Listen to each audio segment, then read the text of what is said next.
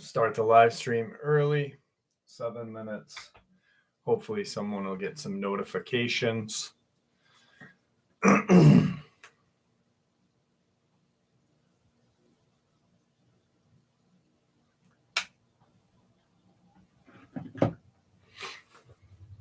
Caden, how are you, buddy? Happy Halloween.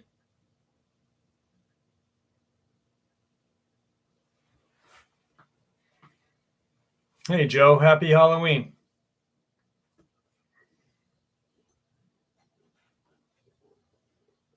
The Ciro couple is in the house.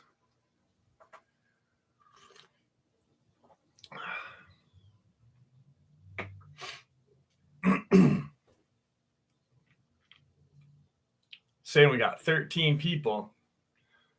What's up, Chauncey? Happy Halloween. Delirium, happy Halloween. I am fresh out of surgery. I am so glad that you're here with us, my friend Delirium. I'm glad that surgery went decent for you then.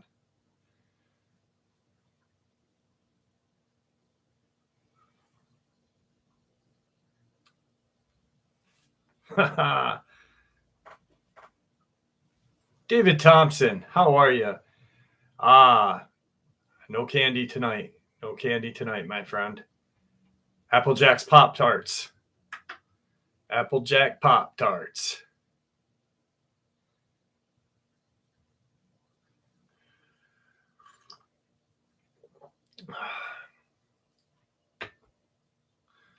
So we'll probably do 2 hours of a live stream tonight. And then obviously our Saturday night live from New York in 2 days. But I do have a stack of experiences. Damian Bloodstone, happy Halloween, my friend. Happy Halloween. I'm going to wait a couple minutes. We started early. Hey, Matt, how are you? Happy Halloween to you. Little strange. There's not a lot of kids that come down my road. My road is a one-way that on that side of me. This is a main street right here, a business, commercial. But the one-way is like I guess commercial for crack dealers.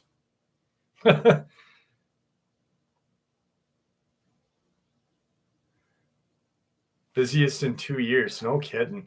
I hope that Halloween picks up because, when I was a kid, I remember when I was a kid, families would go out and it doesn't seem like that anymore. It just seems like, people are just sketched out or kids don't want to go trick-or-treating as much. Hey, Jess B, happy Halloween. I just wish times would go back. I mean, I obviously love technology, but I wish morals, times, and where kids played in parks and shit was cool. And so there's something in my wall. I have no idea, but Tigger is just now heard it, and it is trapped somewhere in my walls, and Tigger is pissed right now. I wish you guys could see it. He's such a jerk. Get it, buddy. I think 2 years ago, something got trapped in that same spot. And unfortunately, it died in there because there's no way of getting it. But I have some really cool experiences tonight. Yeah, it's just not the same, It's even in rural sections of not rural, but small town USA, it's still not the same. And I really wish that it would be. Voodoo Child, happy Halloween and greetings from upstate New York. Thank you for joining us tonight.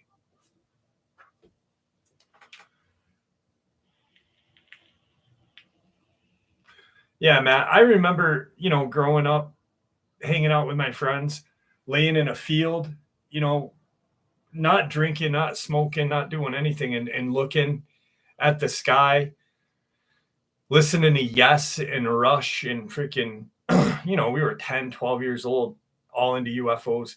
Angelo, happy Halloween, my friend. Thank you for joining us tonight.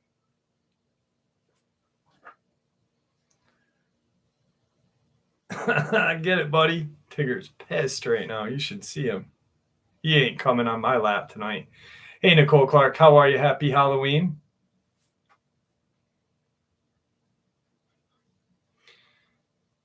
No, I'm Voodoo Child. I'm in upstate New York. That's why I said upstate New York. Greetings from upstate New York to you from New Orleans.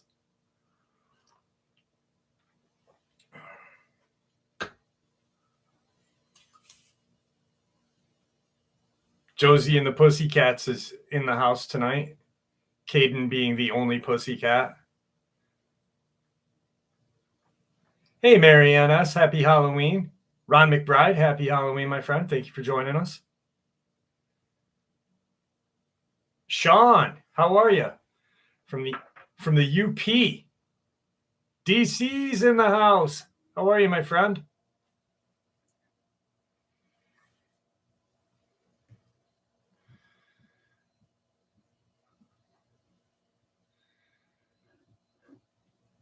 So glad that you're here with us. MJ Bates, how are you? I was waiting for your response, my friend Caden. Having a fresh cold. Oh, no good, no good.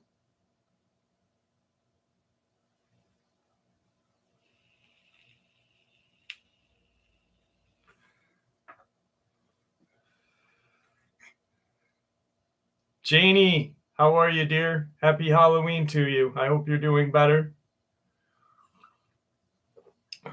DC, this is my Halloween look. I'm a pimp for Halloween today.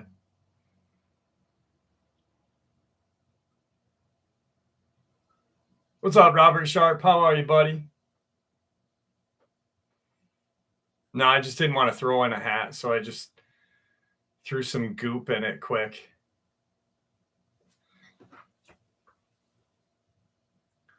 Just got off of work. Well, I'm glad you're here with us, my friend. I'm glad you're here. All right, it's 9:00 right now. What's up, Giant Grasses? How are you? Happy Halloween.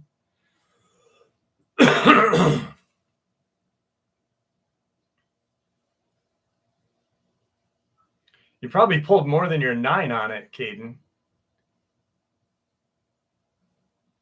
Pimping out that research. What's up, James Moses? Happy Halloween, my friend. We're going to start this Halloween evening off with a real creepy one. A real creepy one. I hope none of those kids out there ever encounter something like this while they're trick-or-treating, because this would not be cool. I work in a factory during the graveyard shift from 10 p.m. to 6:30 a.m. in Columbus, Ohio. That night, I was actually working my 6th day in a row for overtime. I've had this job for a while now, and I'm used to the schedule, kind of. I'm bringing this up because typically, after I get home, I'm still wide awake and tend to sleep later in the day. I was totally alert when this happened.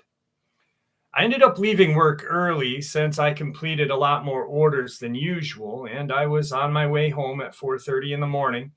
I turned down a side street that leads to my apartment complex and immediately noticed it was quite dark as the streetlights had not been illuminated. The suburb I live around uses streetlights that have sensors, so they light up when people walk by them and turn off by themselves to save energy. As I noticed it was dark, I decided to turn on my lights in my car. I'm only 6 blocks away from home at this point, and I come around a small bend in the road that leads up to a children's park and the only stop sign on the street between my apartment, which is a few blocks further.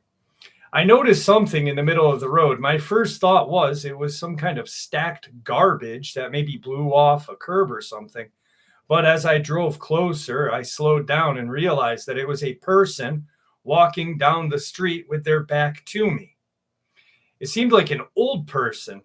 and a very old person, actually, by the way they were walking. I slowed down a lot because it was very odd. I didn't know if they were going to jump in front of the car or what, since there are well-maintained sidewalks less than 10 feet from them for them to use. The next thing I notice is this person's clothing.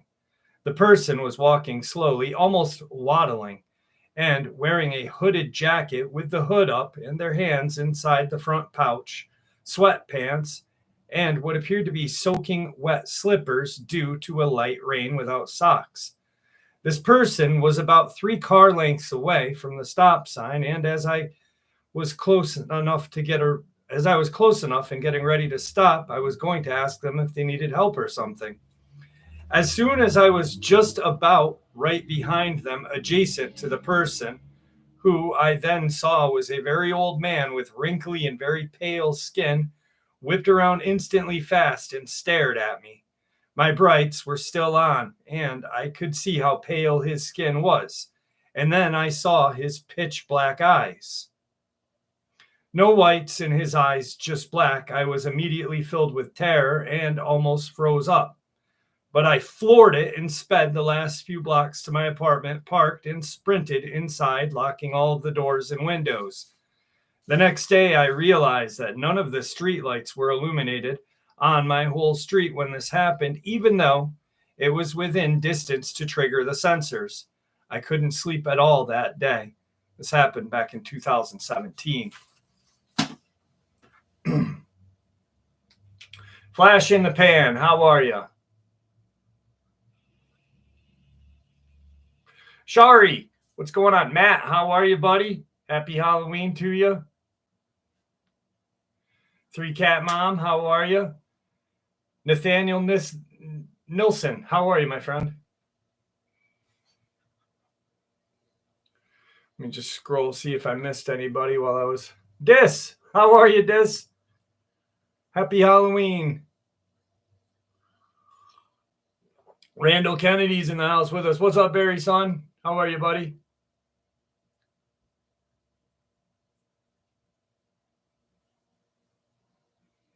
Nicola, happy Halloween, my friend.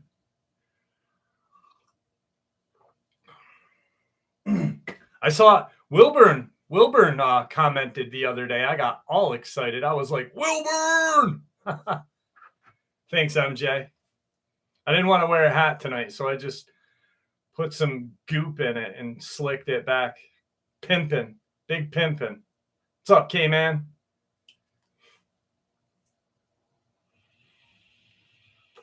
Greetings from Holland. Happy Halloween. That's awesome. I know we're kicking the shit out of the Yankees. So happy about that. Even though I technically shouldn't be, but I am.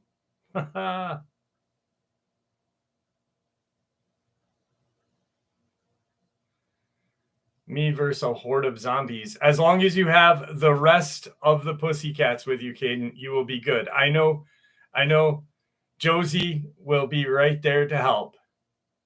What's up, George Coker? How are you, buddy? Daniel, how are you from Nebraska? Hey, Pops, how are you? Looking for Aramic, Truth Quest. Haven't seen those guys yet, but I couldn't believe I saw Wilburn in the comment section. I was so excited. What's up, Crystal?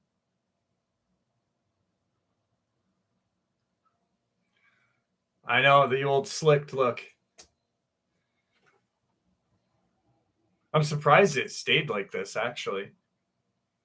Got a weird hairline, though. Kind of a receding. Pups, you are always in my prayers. Firehorse, how are you? Thanks, Randall Kennedy. Appreciate the love. All right. I am forever haunted by this experience. It happened back in 1977. MJ, thank you so much. 2 other young guys and I were in juvenile detention center up in Vermont. It was way out in the country, and we had made plans to escape that day. You know it. We asked for passes to walk across campus to the infirmary. Then, when we got outside, we ran through the apple fields along a creek and headed north. At one point, a bull chased us out onto a fallen tree in the water. We finally got away and continued running for what seemed like hours. It was heart-pounding, drenched sweat ordeal, going through the brush fields and slightly wooded area. We were very tired and running sloppily when all of a sudden what sounded like a helicopter was overhead. We ran under a tree and a big shadow went over us. We looked up. A giant creature landed on a thick branch. We just saw its back at first. It looked like a person's back, but like a bodybuilder's with rippling muscles and long legs. We were trying to figure out what it was. It was about 5 to 6 feet in height. When its head turned completely backward, these huge red orangish round eyes that seemed to be glowing were staring at us. They had a hypnotic effect. We were all frozen in fear as it looked at us like we were prey and seemed to be looking for the weakest one of us. All of a sudden, the branch broke from the weight of this creature, but its claws were locked on and those huge wings unfurled. The wind from those wings was very strong, and it carried the branch up over us and dropped it right in front of us. Then it turned its body while hovering above us. I yelled, grabbed a branch, and waved it and made a lot of noise. It looked a little bewildered and very quietly turned away and glided off without hardly making a sound. I believe it thought we were injured prey and probably hunted other animals that way. I also believe it was trying to scatter us by dropping the tree limb nearby. It was huge. My native people's owl legend calls them big hoots. They had horns like horned owls. It was brown with grayish speckled underbelly, huge claws that could easily have grabbed a person, and an enormous beak. I think this is what people may call a Mothman. One of the guys ended up himself a few months later. He was really freaked out about this encounter, turned himself to the authorities. His name was Jim. I believe if we were not hiding from this helicopter we thought was overhead, it probably would have snatched him. He was the weakest of us and lagging behind. It did seem to be concentrating on him when it was staring us down with those huge orangish red eyes. I've been sharing this experience for over 40 years. Most people think I'm crazy when I talk about an owl with a 10-foot wingspan. Man, that's freaking scary. What's up, Johnny Midnight? How are you? Happy Halloween.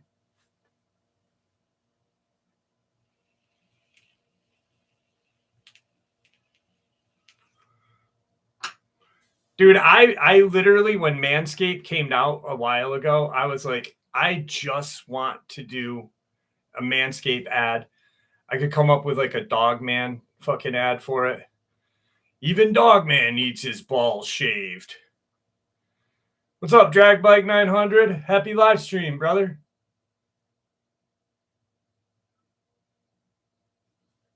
JJ, happy Halloween. What's up, Shane Rose?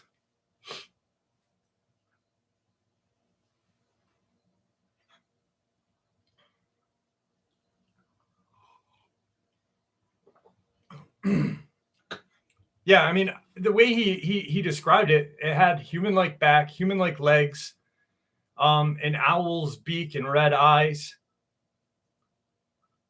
So it was like a cross between, maybe it was the Mothman, but in Vermont, I did a little bit of looking, and there was a couple of different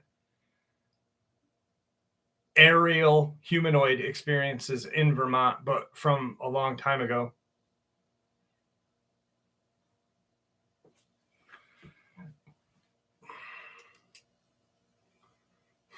Earth scum, what's going on?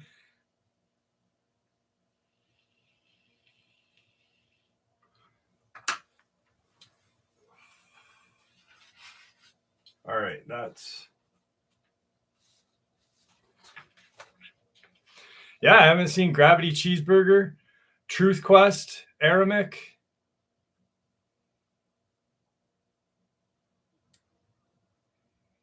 Imagine a giant owl would be horrifying anyway, like an owl with a 10 feet wingspan hunting humans. No, thank you. Like, no, not cool at all. Owls are awesome, though. I love owls. Hey, Charlie. Charlie Knight's in the house. Rockin' steady. Yeah, Andy. It's early too. Plus, I think Andy has young kids, so doesn't Rockin' steady. Hey, Jennifer, how are you? Yeah, but not with 10 feet wingspan or huge rippling back like a bodybuilder. What's up, Roberta?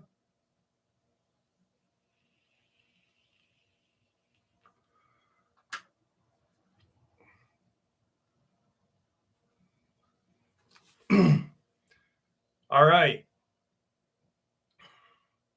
All I can say is my encounter happened. It is real, and it is one of my favorite experiences that I've ever had happen or ever heard. I was staying with my girlfriend of mine while in college. She lived just north of Solomon Islands in southern Maryland. On a small note, she lived at the top of a ravine in the middle of the woods. She did not have neighbors for a half mile in each direction. It was late on a Saturday at the beginning of summer.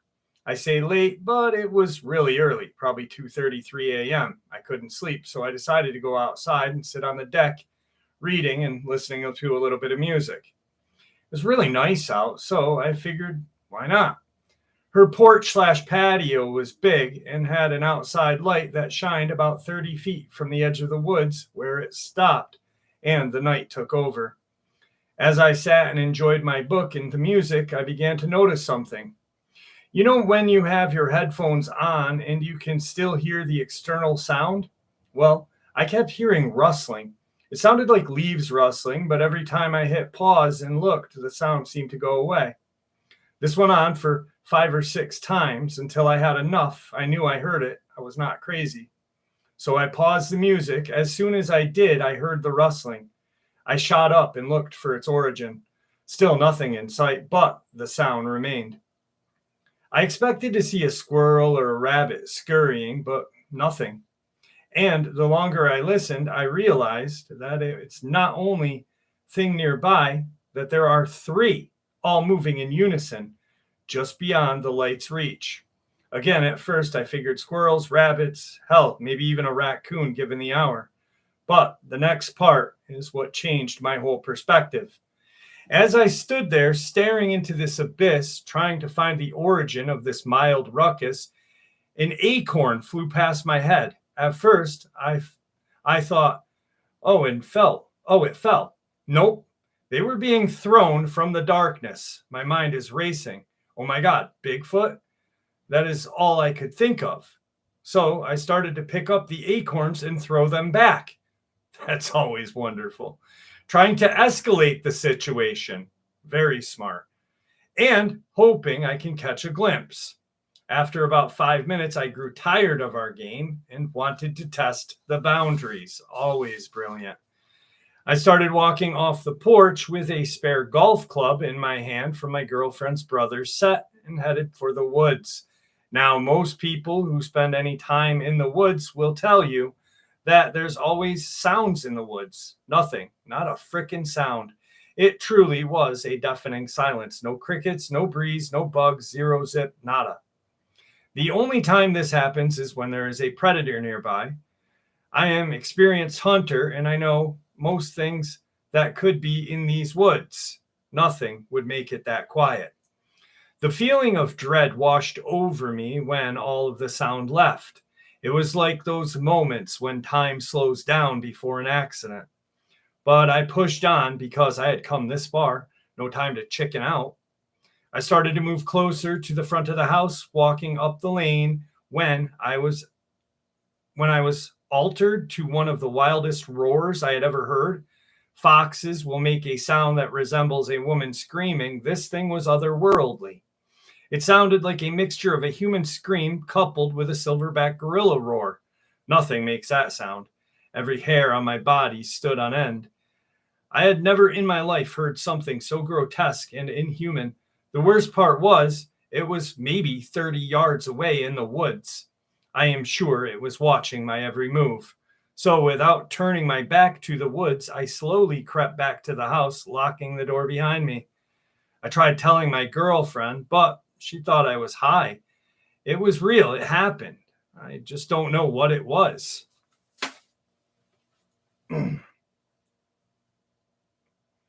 Four Hooves Forever. How are you? Mindy Weeks. How are you? Happy Halloween. Maggie Mayhem. How are you? Happy Halloween, dear. I know you don't throw, like, I often wonder why people like would just, I'm on my porch. Oh, something just came out of the woods flying at me at a rapid speed. I'm going to throw it back. And you're already thinking Bigfoot. Like, do you not know what they can do? Obviously, if you think it's a Bigfoot, you know what they can do. Why? It makes no sense. And then to go with a fucking golf club? Yeah, it's like you never toss back or whistle in the woods. Stop the madness. The golf club is what gets me. Just, it's like getting a tennis racket. Come on. What are you, the Menendez brother or something?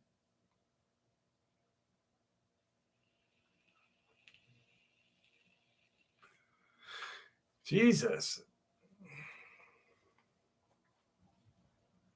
You know, like, let me get my golf club and my tennis racket and let's go piss off a Bigfoot.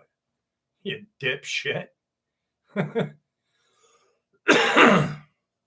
Randall Kennedy, wish your mom a happy birthday. Please. Oh, if my daughter's boyfriend, Ian, if you and Abby are watching this show, happy birthday. My daughter's boyfriend, his name's Ian, super nice kid. His birthday is today. Super nice kid. Can you imagine being born on Halloween? Damn, that's cool. Like, being born on Christmas would suck ass because you know you're going to get screwed out of presents. But Halloween, you get to go dress up, you get candy, and you get presents. Ha ha, yes, sir.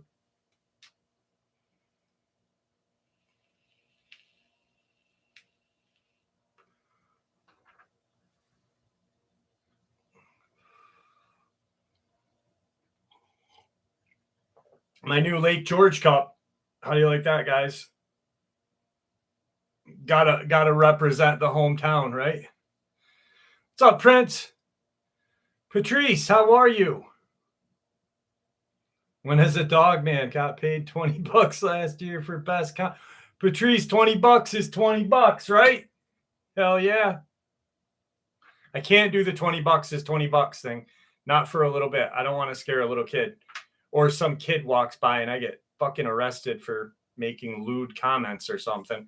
Why did he say $20 is $20, Daddy? What's he want from me? Certainly not nothing from you. What's up, Latin Lobo?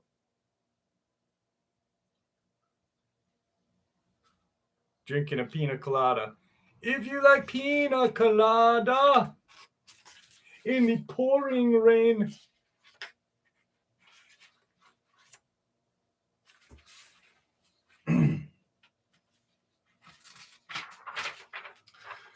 Mona Lisa, how are you? Sunshine Daydream. I can't do it tonight. It's still early. I don't want to get in trouble, JJ. Flat Earth Patriot, what's going on, my friend? The Hebrew horn and the $20, $20 is $20. I probably will end the live tonight with the $20 is $20, but just because it's so early and there are little kids running around, so maybe, I don't know, maybe I can twist my own arm. 3 years ago, I encountered something in the mountains of Western North Carolina. I just want your opinion. I'm pretty shaken up, and honestly, I don't know how to describe what happened or what it was that I saw. I swear this is entirely true, and to be honest, I'm kind of hoping someone can make sense of this. Some context. I live in a small community in the Smoky Mountains. I'm a member of and live on the eastern band of Cherokee reservation. I'm 22. I live with my 22-year-old wife and our soon-to-be 3-year-old son. One evening, my cat was outside. I tried calling him in because some of the neighborhood dogs, who are basically nothing but pests, chased him off. These dogs do nothing but kill pets, spread trash throughout the entire neighborhood, and attack people. I chased the dogs off, but my cat took off deep into the woods.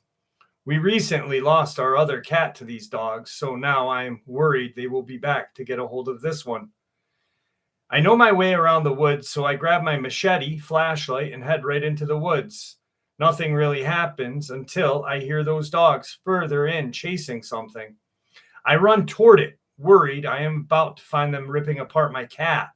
As I get closer, I realize the sounds of distress I am hearing are not my cat, but that of a dog. I quickly flip on the light and get low. I move closer quietly to see what is going on. Now, keep in mind, it is of course dark, but I swear to God that before my eyes was a very thin humanoid creature reminiscent of Pumpkinhead from those old horror movies. There was something like tentacles, and this thing was using its hand and tentacles to tear this poor dog apart. The entire time it's making this noise like a creaking door. I crept away as far as I could, threw up, and ran home. Locking my house, came to the bedroom where my son and wife are sleeping, watched the doors until the sun came up, and decided to share this. Crawler. What's up, Steph? Happy Halloween, buddy.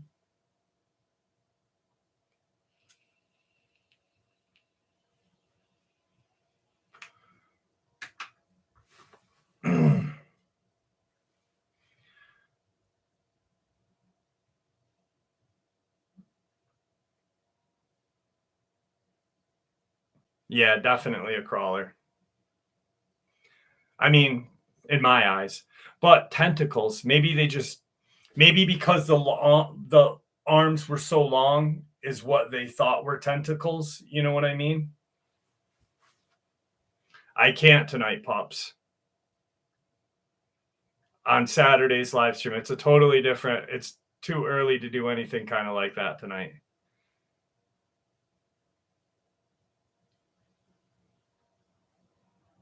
Japanese crawler, like the snake, the spider shapeshifter in Japan.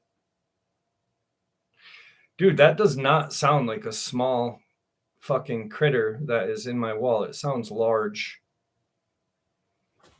It sounds like a raccoon almost. What's up, Blackbeard? Not too much. No, Tigger's staring at my wall right now, wanting to go into the wall and find out what it is. I've already whacked the wall a couple times.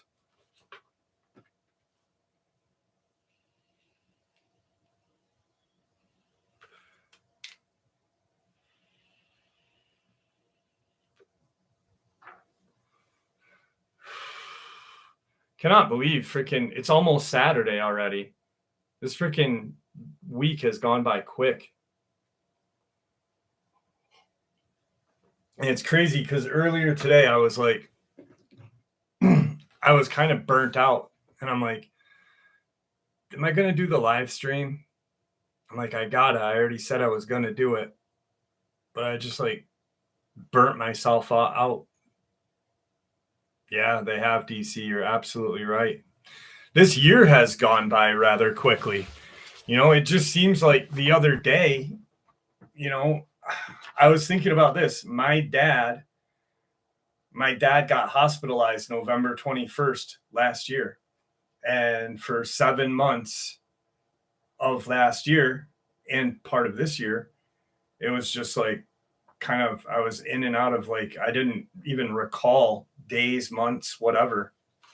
Ginger, happy Halloween, my friend. I am 42 years old today. Chris Domino, happy birthday, my friend. Happy birthday to you. Halloween. You missed it, though. I just said What's up, Boom Squad? Being born on Christmas would suck because you're going to get screwed out of presents. But Halloween would be the coolest because you get to dress up when you're a kid, you get candy, and you get presents. Nothing better right there as a child.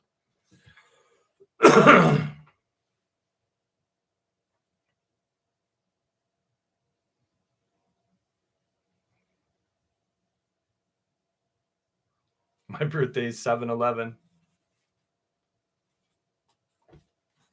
You know what? Hold on. I will get the Hebrew horn.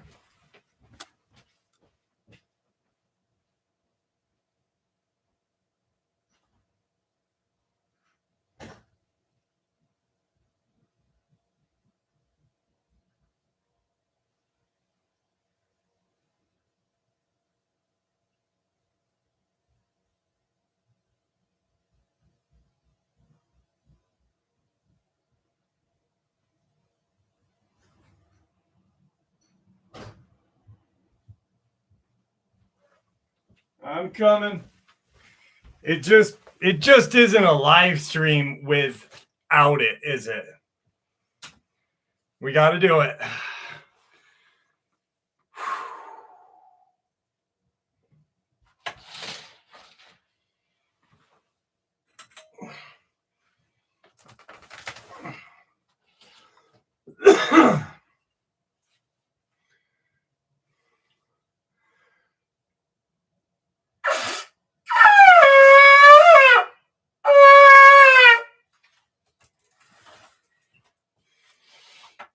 I heard little kids.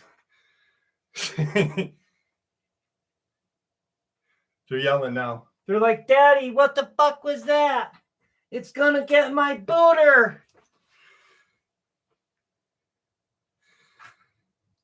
What's up, Shannon? Happy Halloween. No, that won't scare.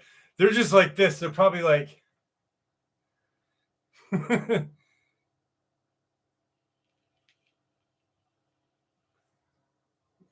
I would... Blackbeard Dave, I would love to get up to Michigan. I can't travel until my youngest daughter is 18. So I can't leave her be. She's going to be 17 in...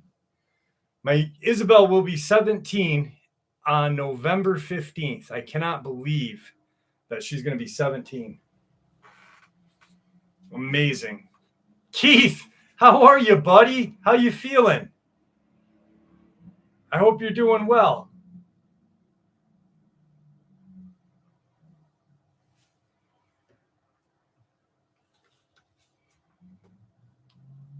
What's up, David Harrison? How are you? Happy Halloween, buddy. Good stuff, Keith. Good stuff.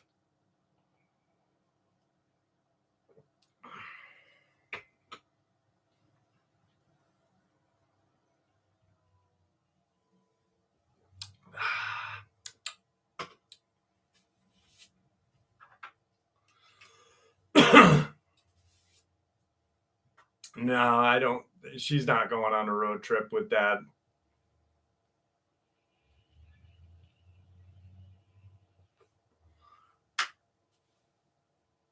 Yep. She's just at 17. Waiting. And then Abby, my oldest daughter, is going to be 20 in March. Wow. I cannot believe that. That is insane. Randy Man, what's going on, my friend? Happy Halloween. What's your prediction for this winter? I think... Yeah, we are definitely red cardinal. I think we're going to get hit with some good snow this year.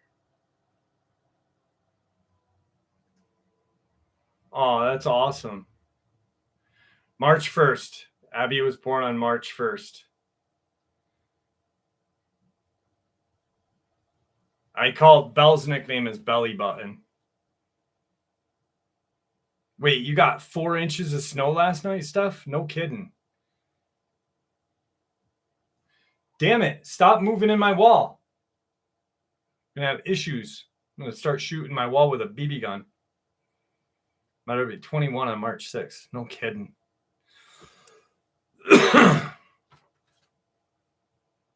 Yeah, I know. You're up there, bud. You are up there. You're past the mile high. I do have a Facebook account, but I don't use it.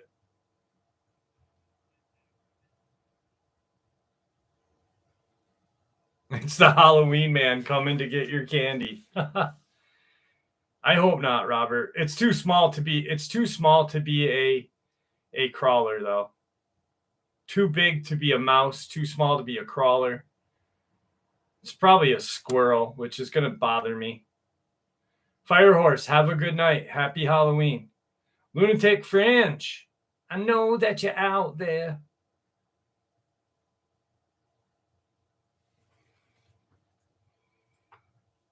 No, definitely not a portal. See, I have this fan. There's a fan, I guess my best way to describe it would be like 1950s air conditioning. So you've got this like timer on the wall, and there's like a switch, and you open the window on my far side of the living room, and the fan is right this way, right here, and it circulates the air. Yeah, Caden, I hear that. I hear that. Kids are great, but they suck too. Looking little bastards. One Saturday morning in 1990, when I was young in coastal North Carolina, my dad had gone grocery shopping. I snuck into the kitchen and found my favorite box of cereal and brought it back to my bedroom. Climbed back into bed where my mom was still sleeping. I was eating my cereal when I saw fingertips touch the bottom of my window, slide it up and open. As the window was sliding up, I threw my cereal up and it ran down the top of me and tossed the box under the bed. I covered my head up and got as close as I could to my mom. After several minutes, I finally got the nerve to look out from the covers. I was in time to see it slither down my wall from below the window, like a shadow would slink. I watched it, scared but unable to move. It stretched out on my floor facing my bed, put one hand under its pitch black chin. This thing's whole body was shaped like a man, pitch black in color, but its eyes were red as crimson. I screamed out and yelled, "Mommy!" My mom suddenly sat up, saw the thing, and noticed that it was only looking at me. She pushed me down into the bed and covered me up to my head and told me not to move, make a sound, or look out of the covers. She had to go right across the hall to get my dad's Bible. I was so scared lying there and took a small peek from under the covers. The thing slid so fast up to where I was peeking out of the covers and smiled this scary, spiked, toothy grin at me. My mom ran back into the room, grabbed me as fast as she could. It slinked back and lied there again with its left hand under its chin and its right arm stretched out to me, palm up. It then spoke and said, "Lorena, it's time to come home." My dad, who is a preacher, is home by now, pushed my mom and me out of the room, slamming the door behind us. The next thing that I heard was my dad praying and repeating something from the Bible. Then I heard this unnatural, blood-curdling, screeching scream. The door to my room was shaking, and you could hear things hitting the wall and falling. When my dad came out of the room, he anointed me with blessed oils, and I don't remember anything else from that day after. The next morning, I wake up to screens being nailed onto the windows in the house and crosses on each side of each window. When I asked my mom if Dad had gotten rid of it out of my room, she told me to hush. She said, "We don't talk about that stuff. It never happened. You just had a bad dream." If it was a dream, why was the cereal still in my covers and the box under my bed? Why did they nail screens on the windows and put crosses up? What was that thing? How did it know my name? He would never talk about it. Every time I would attempt to ask questions about that morning, all my dad would say is it was a dream. Now leave it be. So I stopped talking about it to him and my mom. I'm 36 and this thing still scares the living daylights out of me. Demon. 100%. Is that an I or Al? Alzilla or AIzilla? What's up, Troy? Happy Halloween, buddy. What's up, Frank Morris? How are you, buddy? Crystal Dags. To me, it sounds like a demon, some sort of demon. The dad probably being like a preacher. And probably, I don't know, maybe it was pissed off because the dad was a preacher and went searching for some sort of in on the house. I don't know. I'm no expert. Just an idea. Just a little idea. My grandson likes to take his diaper off and put his butt in the air and then laugh. Thank you for sharing that with us, Kathy Hayes. Thank you for sharing.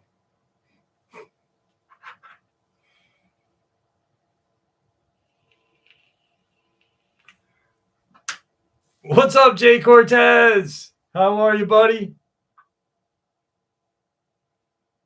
Steph, have a good night, my brother. Be safe. I'm glad you're still with us. I just want to let you know I love your show. I was in federal prison in Duluth. Every day I thought about your show. Got out in April, and every day at work. Justin Jensen, thank you, my friend. I appreciate that, and I'm glad you're here with us. I hope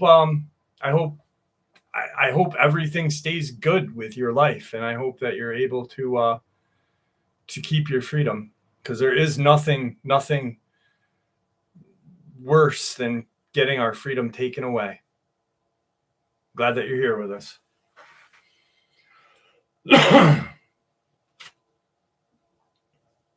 And I've been clean for 29 months now. Good stuff. You know, I really, that's awesome. That is awesome. I'm really happy. The other day I got an email because I'm not embarrassed of sharing. Like, I was a fucking junkie for 20 something years of my life. And back in 2016, April 24th, 2016, was my first clean piss.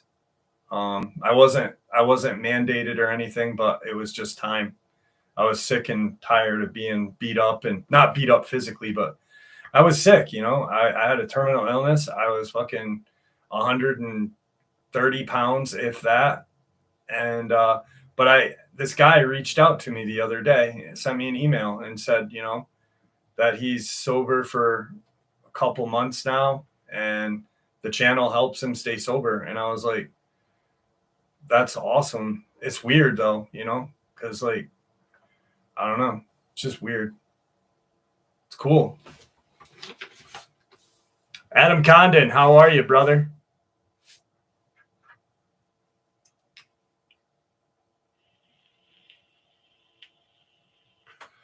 Sobriety is the most precious gift ever, you know. Like, I think one day I just woke up and I looked at my youngest daughter and my oldest daughter, and I was like, I can't do it anymore, you know. I was just tired. It wasn't doing anything anymore, you know. I realized, hey, you're just waking up every day to get fucking high. You're hurt, you're sick in the morning, every morning until you use. So what's the point? And you're accomplishing nothing.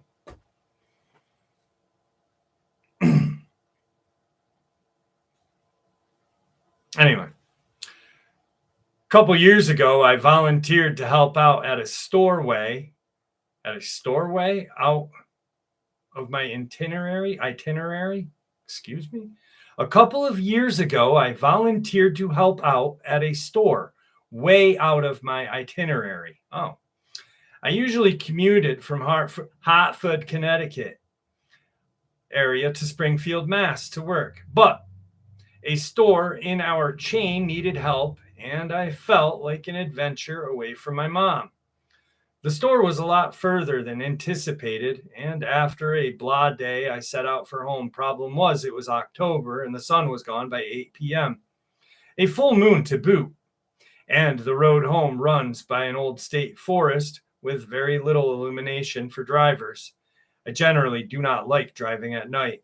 I can't see very well. Because of this, I like using my high beams. After about 45 minutes of driving in the darkness with barely any streetlights, the full moon lighting up the areas of my high beams, I was already apprehensive. No cars on the road but me. Slowly driving because I am afraid of some dead man's curve or something. I saw a dead deer on the road, and I just drove around it, and it smelled pretty bad. And just as the smell drifted out of my car, which was pretty distracting, something was in front of me on the passenger side running. It ran on two legs, but it had a gait that made it look like it was supposed to run on four at times. It was human-like in skin color, but had almost a hunched, spiny back and bald head. As soon as I got close enough, it veered sharply into the woods. I did not stop or look in the rearview mirror. I just got sick to my stomach and kept driving. I told my wife about the encounter and went to bed. I decided to never take that route again. This thing was only 4 to 5 feet in height. I say it that way only because of what eyes could figure to be. It was human-shaped and skinny, gangly almost. I'm not about to go and look for it. This was in Berkshire County, Massachusetts. The thing was not running at high speed, just like it was trying to duck for cover. I looked up crawler humanoid, and the description is similar. Next experience. I've never really been all into the cryptid community, but these last few days I've looked into everything I could find because I saw something in the woods a few days ago. I've come to the conclusion that it was a crawler based on its appearance, movement, and sounds that it made. This is a description of the situation and sighting. September 2021. I was walking alone in the woods at about 7 p.m. It was at Tittabassawee Nature Reserve in Michigan. I go there often to observe the nocturnal wildlife, though I got one hell of a lot more than I bargained for. I had strayed some 20 yards from the trail with only a flashlight. My whole family knew where I was going. There were dead, dry leaves on the ground, which made a loud crunching noise as I went. I had believed it would scare any of the animals away when I was setting up my base for the night. I was lying down my tent when I heard a human scream, but I realized something was off. It didn't sound exactly human, warbled in some weird way. So I grabbed my hunting knife, unzipped my tent flap, and crawled out with my flashlight, scanning the area. The scream had stopped, replaced by a high-pitched, almost squirrel-like chattering. My light found two bright red eyes, even brighter than the deer in the lights. It appeared to be maybe 100 feet away, and I slowly approached it. Why? I was out here observing animals, and I was still slightly cloudy-minded from sleep. So, as I got close, it started screaming again. It wasn't the same scream, though. It was, primal.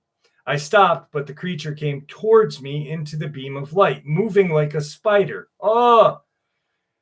It was stick thin and pale with no ears, no nose, blank eye sockets, and a very small, thin mouth.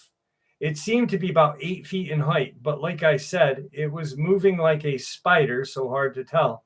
I screamed and it moved away incredibly fast. I ran into my tent, stayed awake the whole night, and did not hear a thing. In the morning, I found no tracks from where the creature had been. No one in my family believed it happened. I did research, and it led me to believe that I saw a crawler. So, really quick, I wanted to point something out. Ravenous Raven, happy Halloween. So the other day, with the law enforcement officer and his 3 buddies that saw this kind of herd of crawlers attack a Sasquatch, I'd forgotten to mention that in the conversation we had, because some people had asked, do you think the Sasquatch was there to protect you? And he and I talked about that, and he is very adamant that no, he doesn't think that it was there to protect him and his friends. He thinks that possibly, being that these things move together in unison and hunt together, that is an alpha predator kind of, and this Bigfoot was definitely an alpha predator, and they were competing for food. So I agree with him on that, because I don't see a Bigfoot just popping up and, randomly risking its life to save a couple human, but maybe it did. But I just wanted to address that because some people had made comments on that.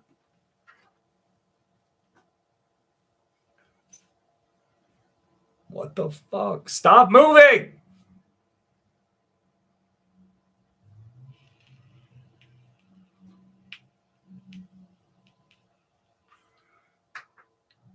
Earth Scum. Which one? The one that I just read, or the one? Because even he described, just like this guy, that they moved it like a spider. They moved in unison. He said that when he and his friends first saw the Bigfoot, his friend put his arm on his shoulder and said, "Look." And he's looking and he sees it, and he sees its teeth. And he said they were very canine-like, almost baboonish. But then he heard his friend say, "What the hell?" And they turned and they saw these things, and they were like moving with each other. And when they ran by the group of guys, that they were so close, that they were just like, and then they joined again. So they like that. It's fucking weird, man. Just absolutely terrifying. Jody Bateman, happy Halloween, dude.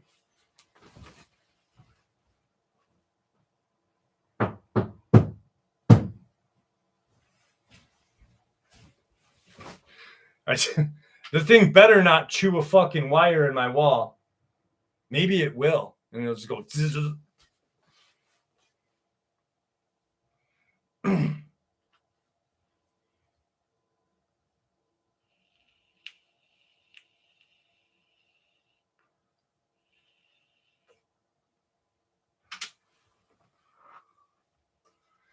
Sean, happy Halloween, my friend.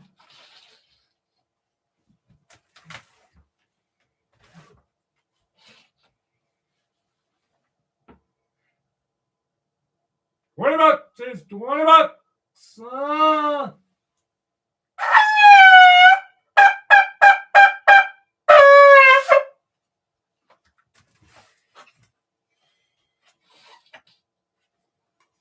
Happy Halloween.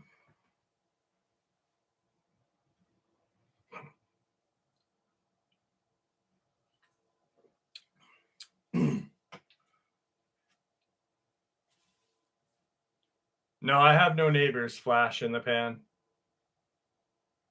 Not out there. Shannon, I had one last year or 2 years ago that something died, and I ended up putting coffee grounds, not used coffee, but real coffee, like unused coffee, in by the wall paneling, and it got rid of the smell naturally. Oh yeah. Oh yeah.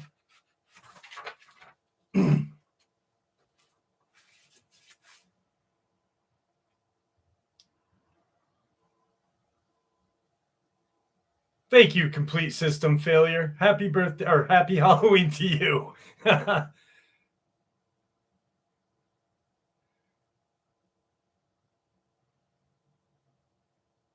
Jody, I hope you get better, buddy. Send me an email. Tosh A, how are you? Sorry, Chris. Well, every time I see Tosh comment, I think of Tosh 2.0. Fucking love that guy. That's right, Zilla. That is right.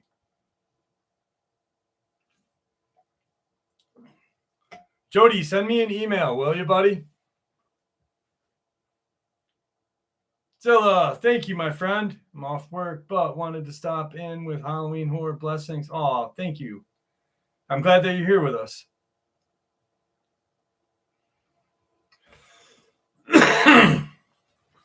What's up, Doug Dickinson? How are you, buddy?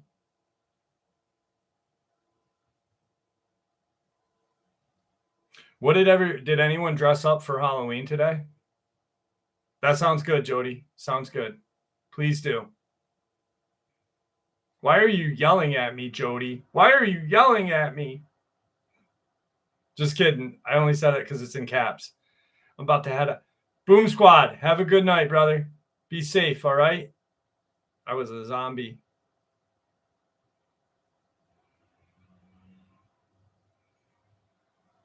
I dressed up as a mechanic and went to work. Nice. Nice. I decided that today I was going to be what's that movie? I was an extra in Casino. I look like an extra in Casino when I pull the cross out.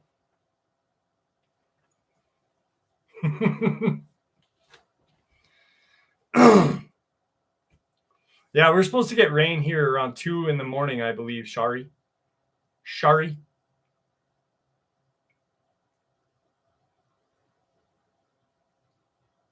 No, I was only kidding, Jody. I was only kidding, buddy. Miami Vice. Best character on Miami Vice was I don't know, Sonny Crockett was fucking awesome, but Tubbs was great with his shotgun. Gotta love Tubbs in the shotgun.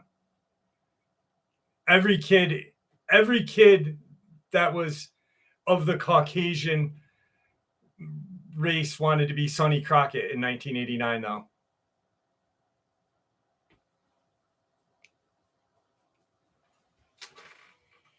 I remember me and my cousin we would show up in church. No socks, penny loafers, shirts like this, thinking we were freaking Don Johnson, 9 years old, looking for the hot MILFs to check us out. What's up, M. Kirby? Happy Halloween.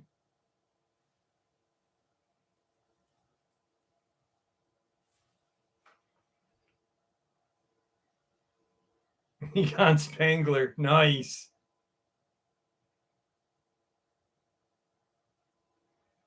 I'm telling you, every kid that watched Miami Vice never saw.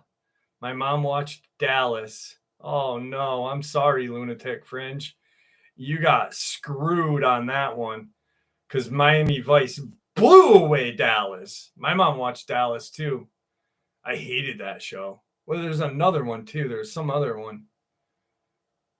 Fucking my mom used to watch.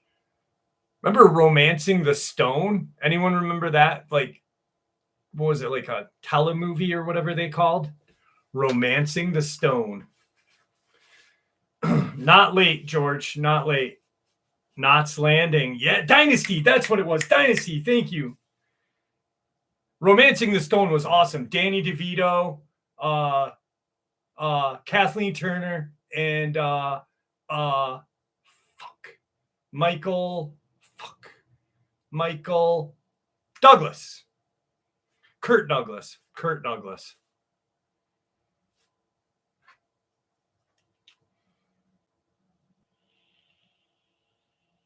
Yeah, it was a book. Yes.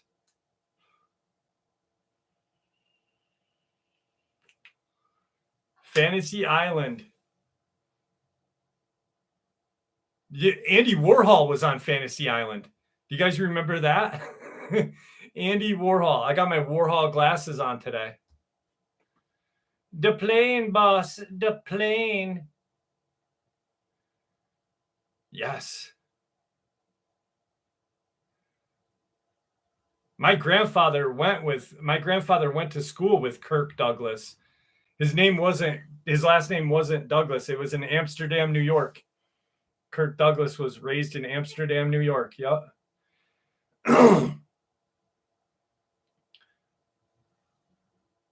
David Hanford, happy Halloween, my friend. Libra, how are you? You watched that on Christmas? That's awesome.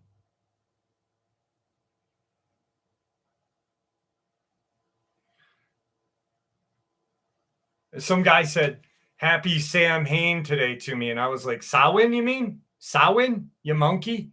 You goddamn Muppet?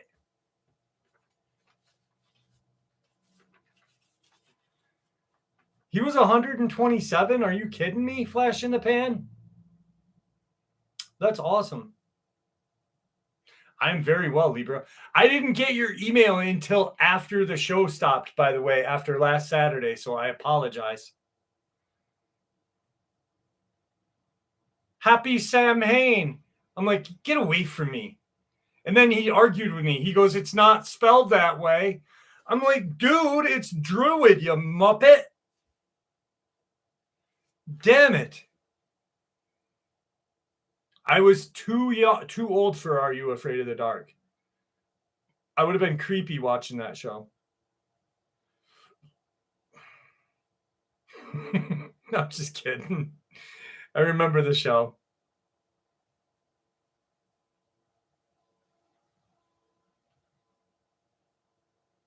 Tales from the Dark Side. Amazing. Amazing.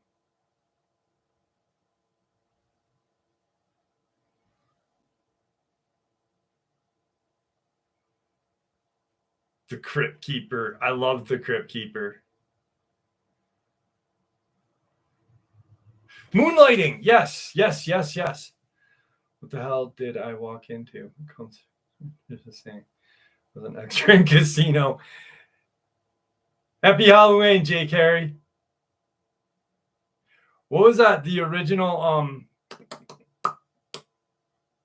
Dark Shadows. There was like Dark Shadows and then something else that was along the lines of it was like Tales of the Dark Side, but it was a little creepier.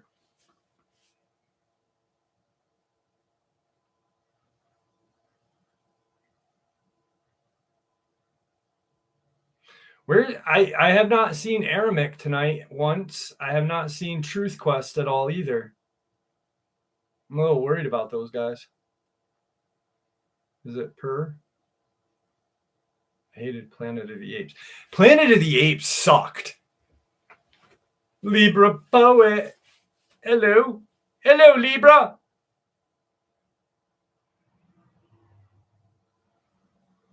I couldn't get into it. I remember my cousin loved it. Like I wanted to watch Dukes of Hazzard and his ass wanted to watch Planet of the Apes. And I'm like, this show is stupid.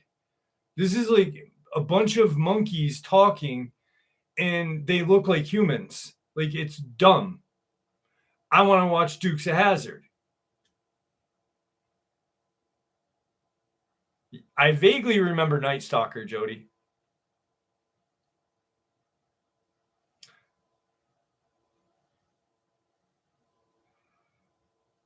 Dukes of Hazzard and Fall Guy. Fall Guy and Dukes of Hazzard were my shit. And then Miami Vice came, and I'm like, oh yeah.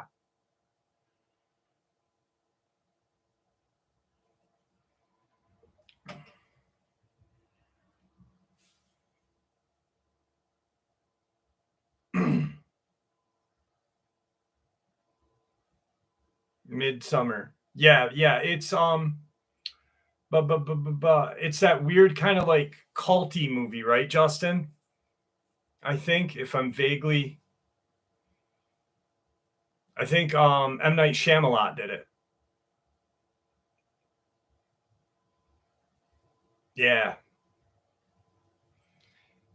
$8 Million Man. Yes, sir. Happy Halloween, Beth Scott. No way. Star Trek. Oh, Rocky Horror Picture Show. Greatest movie ever. I have the original 1977 vinyl downstairs. I love that. I love the Rocky Horror Picture Show. I don't even care what people say. I love it.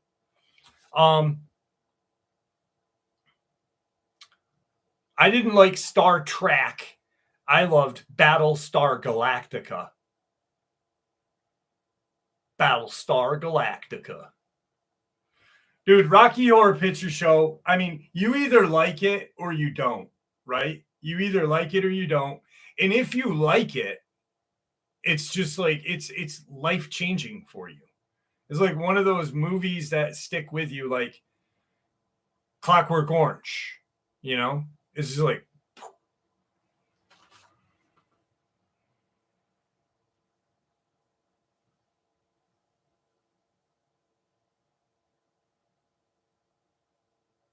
Buck Rogers. Buck Rogers.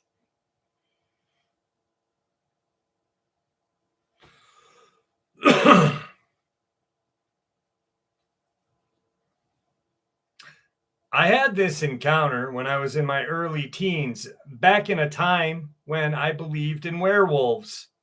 I want to believe I could become a werewolf. I would even go as far as howling late at night.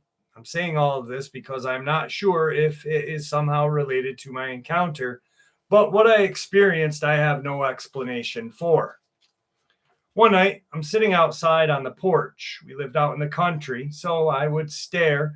At first, it was the smell that caught me off guard. It smelled like rotting flesh. Then I heard crunching leaves and saw a shadow on all fours walking toward me. Thought it was a deer at first, but as I was looking at it, I could determine that it was at least 5 to 6 feet tall on all fours, all black, and had a white patch on its chest and paws. It was sniffing the ground while walking toward me. I stared at it for what felt like minutes, trying to figure out what it was, but it looked too huge to be a dog, bigger than one should be. I screamed and ran inside. After doing this, I heard something scratching on the panel on the side of a house. I turned off the lights and went to bed. The next day, I found a patch of hair about 4 by 4 near the area where I had seen this creature. It was strange, and I tried to do some research on what could have shed it. I couldn't find any answers. It didn't stop here. Not long after, I woke up late one night and had the sudden urge to go to the window. I moved the curtains and saw 2 bright yellow eyes staring at me from the garage. I felt depression, hopelessness, and dread. It felt like I was in a trance where I lost all joy. I remember staring at this creature for a few moments before immediately turning around and going back into my bed. I woke up the next morning not understanding why I did that and immediately ran out there with a flashlight. It was still dark. I tried to recreate the yellow eyes and figure it must have been a reflection, but I couldn't find a logical explanation. Not long after that experience, I found a shovel along with a 6 foot hole dug under my garage. I went to my mom asking why the landlord was digging under the garage, and she was clueless about what I was talking about. I also found knives from our kitchen stabbed into the walls in the garage with no explanation. We moved a year later, but I could smell that rotten flesh odor every morning before getting on the bus. I'm 29 now, and I have a hard time finding answers for what I experienced. I've got nothing.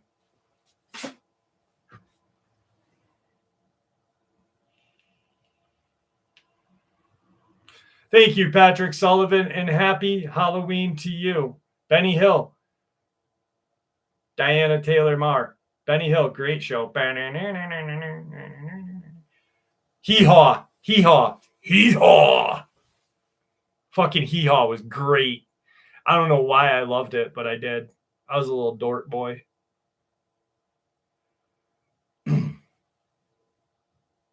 Outer Limits.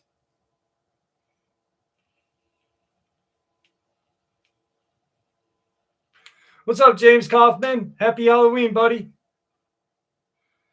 Just popping in to leave a comment. Matt McDonald, how are you? Couple hours still. Playlist contains. I will. I'll work on that, buddy. That's a good idea, Matt. I should do a playlist of state by states. Thank you. I will. You know what I'll do? I got an idea. And thank you, Matt, because you really created something that I should do. I did the same thing.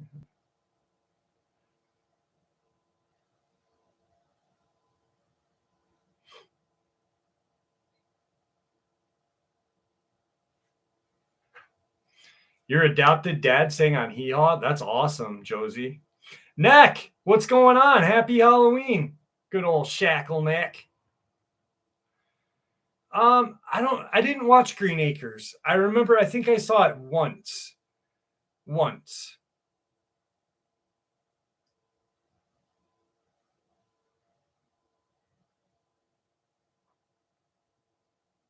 Moondog Rex. Don't like that show.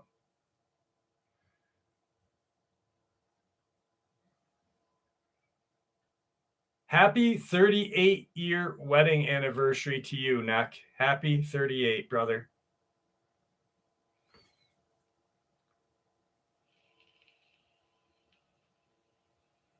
I do remember the Gong Show from Nick at Night, though. I don't remember it being on like when I was a kid.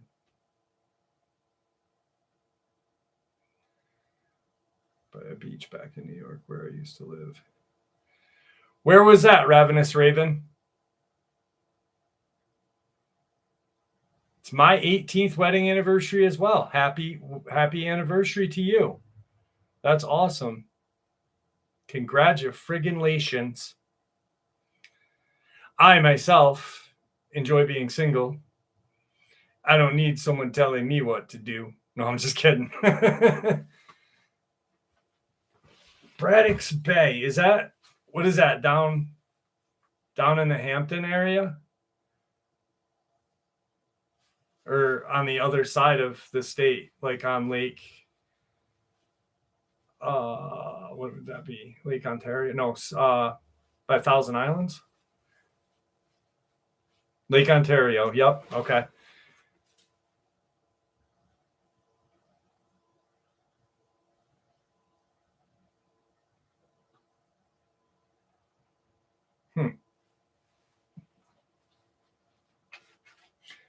I'm going to share. This is the experience that I've been waiting to share with you guys. This is actually it's kind of like a lot lizard story, but it's not. And it's not fictional. It's a real experience. But it happened to a truck driver at a truck stop. So I was laying down in the truck at a pilot truck stop about 9 miles south of Ashtabula, Ohio. Ashtabula,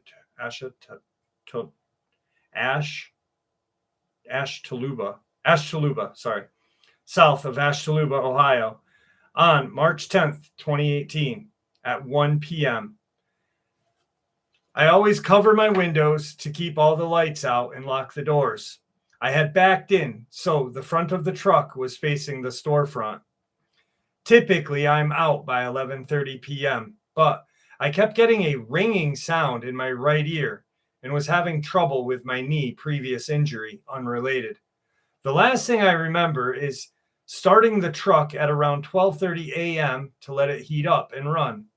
Then, it seemed almost instantly I was floating onto a table. The table felt high up, maybe 5 to 6 feet. I couldn't move a thing. My head was turned to my right shoulder. It felt locked there. I was overwhelmed with fear and could feel myself attempting to cry out for help. 2 very small, 3.5 to 4 foot gray-skinned creatures were to my right that I could see. Everyone describes gray aliens differently than these guys looked. Their entire body was stubby and their heads were almost too short for their eyes, which were very large, like other people have described. It was moreover the shape. Hang on a second. Sorry, I got to check something. Okay. It was moreover the shape of their face that looked different than the typical photos. The photos you typically see show them with elongated faces. These two looked like they almost had been squashed down, and they were squinting with wrinkles between their eyes. I couldn't speak or cry out, but I started to realize what was going on. So I thought in my head, best way to describe it, for them to please help me relax. I understood what was going on, but I could not calm down. Once I thought that, I could move my arms. So I reached out toward one with my right arm, and it held my hand. I did the same with my left, and although I couldn't see it, something grabbed my left hand. Their hands were very soft but cold, and felt kind of like a toddler's hand. Once I was holding with both my hands, I could not stop smiling. I was completely relaxed, and all I could feel was happiness. Aramaic! The one holding my hand on the right, I believe, is the one who was talking to me. It asked if I was sure that I wanted to remember this time, and I told them that I was not sure. It was then that I realized that I had been visited several times before. I believe the first time was when I was 5. I recall a small devil-like creature coming through the wall of my room. I had a bunk bed with no bottom bed, and it just floated straight up to my face. I immediately screamed. My dad came running in and found me in the far corner by my closet door.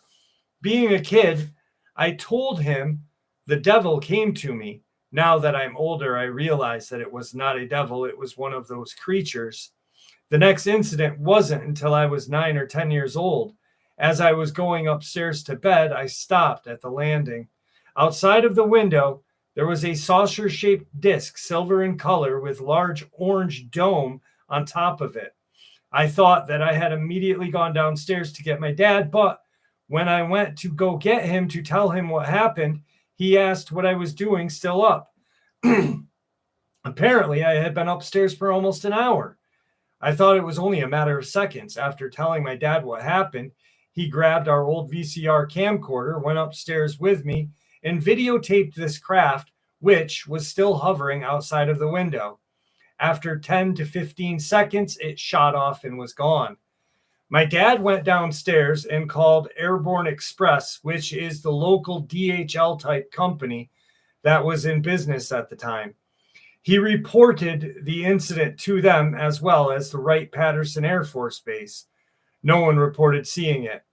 They said that nothing was showing up on their radars around that time and that it was probably coincidence. However, the next morning, when we woke up, nothing was on the tape whatsoever. On top of that, we had a large pine tree outside of the window. It was lying on the ground and completely black on one side, like it had been immediately burnt partially and then died. There were no other scarring on the ground. Back to the present. So I'm lying on this table and I can feel other hands around me on my legs, arms, and ears. And then I feel a hard pressure on my genitalia, like a pump, but with pain, like heart pain. I'm completely distracted while all of this is going on, though, because this creature to my left is now alone. It's just me and him in my view. He's telling me all kinds of things about meeting me in the past, but I can't recall what he's saying. I do recall him saying, well, I would forget things if I wasn't ready, and unfortunately, he had no control over whether or not I would remember. He could only allow me to remember what I wanted to remember. About the time that excuse me, about that time, I really calmed down. God damn it. And stopped feeling like I was going to have a heart attack. Every one of them were gone. I woke up in the truck, lying on my back on top of my blankets. The truck still running, but every light on the dash was lit up and alarms were going off. So I shut it off thinking it was overheating. I turned it back on in a couple seconds later and everything was fine. The whole ordeal did not come to me until after I realized the truck was okay. I immediately started freaking out. And then I heard the same voice again telling me everything was okay and he would see me soon. I feel like over the years I have developed a friendship possibly with these creatures, but I am not sure. Honestly, I am not really sure if I believe this myself. However, I can tell you that those two other incidents definitely did occur when I was younger, and I always wanted to know why they happened. I have always had an interest in aliens, but nothing more than any other young kid does. I've never fantasized about being abducted. I've honestly been freaked out about the thought of it, so I don't think my mind was playing tricks on me or I had a dream. Another note to add is I do not think that these creatures have gender. The only reason why I say that is the voice in my head that was talking to me did not appear to be male or female. I did wake up after a slight nosebleed on my right nostril. I had a headache and continued to have a headache all day. I had a very uncomfortable pressure internally. I do not drink alcohol. I do not do drugs, and to the best of my knowledge, I have no mental illness from either side of my family.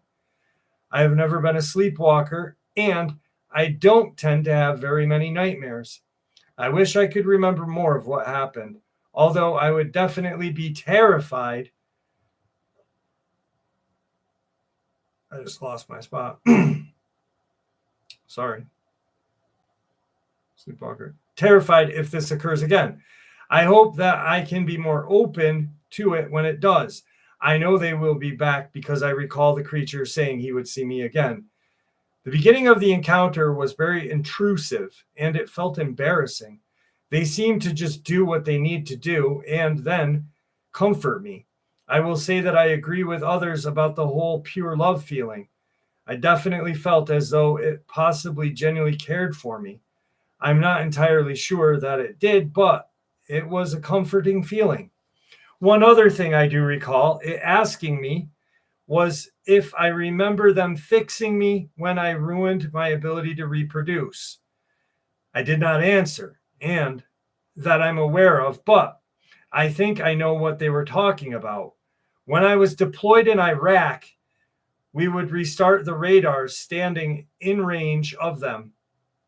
We were warned that if we did that, we could become sterile. So I used to do it every day, joking that I did not need to have kids. I already had 3 at the time. I did wake up several nights with nosebleeds in Iraq, but in my opinion, I believe at least most of those were due to the desert air. I hope this experience will help some people in some way, shape, or form. These are not all of the details of these events. I am not very good at writing things out. I just wanted to share what I could.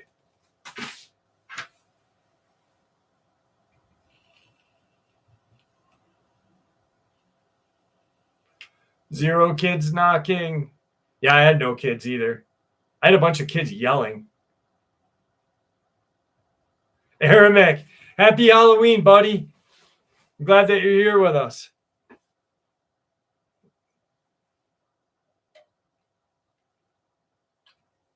Why do aliens always touch us, though?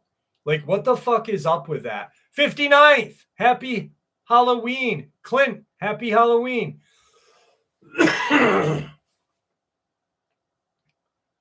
Like, why do they always touch us? Like, that's gross. Leave us alone. Fucking ask permission. No means no. I mean, maybe I'll say yes if you slip me a 20. They always do. They go right for the booty hole.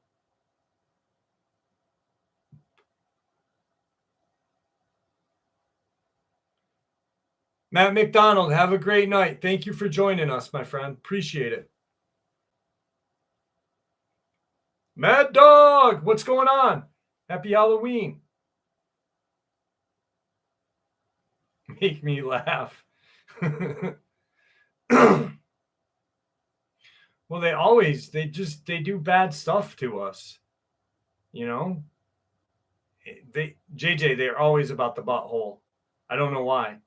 I wonder if they have their own butt. I bet you the reason why they touch our genitalia and our buttholes is because they don't have their own. And they're like, what's in here? You know, they like, what's in this guy's pocket here? Makes sense to me. I mean, if I didn't have an asshole and I fucking abducted some guy that did, maybe I'd want to poke it.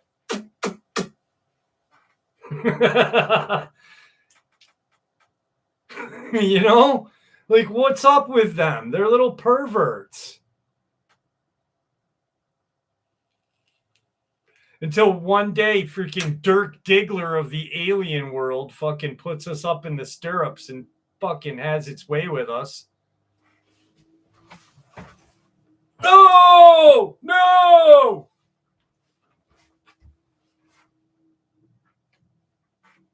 Can you imagine that? Fucking no spit, nothing, just blop. Oh, Jesus Christ. You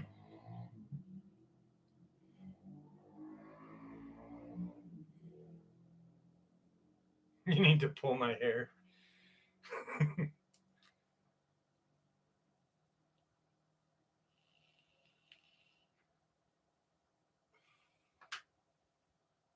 Freaking John Holmes of the alien world. He's got a bunch of coke on his little nose. This big fucking horse cock. No!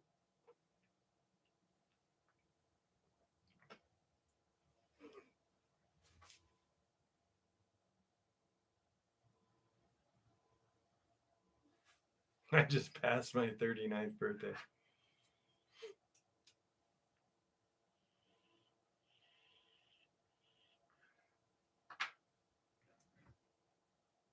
They're little vile creatures.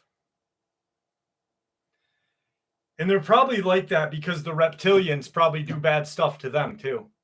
I wonder if any dogman species could possibly gay. You know, I don't ever. Well, animals are gay. Like Tigger, my cat. I think my cat's gay. I think he's gay for me. He stares at me like he's like, I'm like, dude, go away.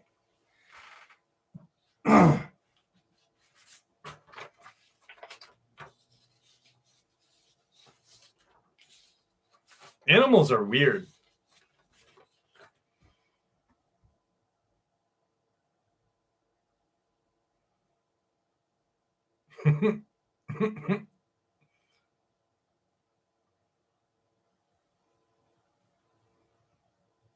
Happy snowy Halloween. Johnny Ohm, you're getting snow in Minnesota? That's crazy, brother. Aramic, thank you so much. Okay, so yes, Tigger. My daughter Belle had this kitten, and he was cool. I really liked him. But my ex-wife, when we split up, got rid of him, and really mean. But we called him Piss Kitty because he would spray everywhere. He'd spray on Isabel. I don't know why, but he was a boy. And Tigger would like blast loads of mayonnaise on this thing's back all the time. And I'm like, dude, we didn't know it was a boy. We thought it was a girl because it didn't have any nuts. And like Tigger would just dry hump the hell out of this thing until one day I looked and I'm like, oh no. And I called my ex-wife and I'm like, hey, we got a problem with the cat. And she's like, what? It's pregnant? And I'm like, no, it's got a little red rocket poking out at me.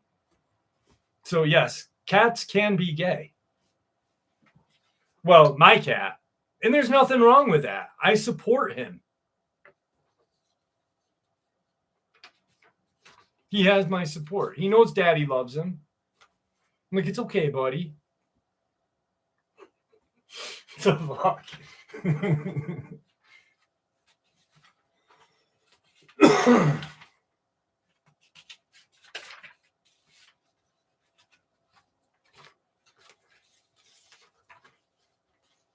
Aramic, thank you so much, my brother. I appreciate you. I had one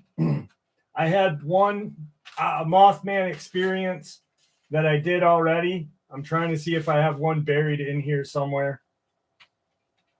I probably don't though, because I'm a dink.